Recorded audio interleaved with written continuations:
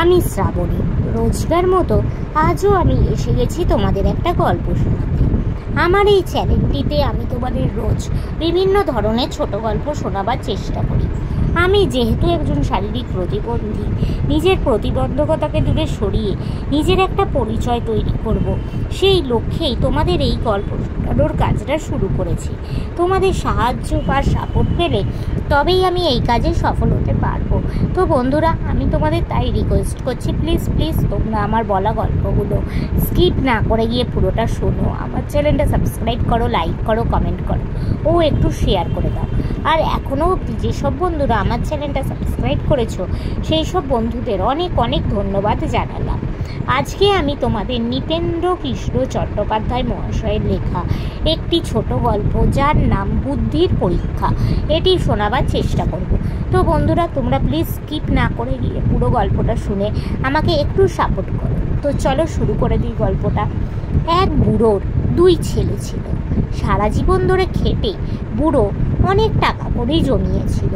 বয়স হয়ে গেছে দেখে বুড়ো ঠিক করলো যে তার ছেলে দুজনের মধ্যে যে বেশি উপযুক্ত হয়েছে তারই হাতে বুড়ো তার সমস্ত টাকা কড়ির ভার দিয়ে যাবে। এই বিষয়ে পরীক্ষা করবার জন্য একদিন বুড়ো তার রোগশয্যার পাশে দুই ছেলেকেই ডেকে আনিয়ে বললে, দেখো, তোমাদের দুজনকে একটি একটি করে 2টি পয়সা দিচ্ছি।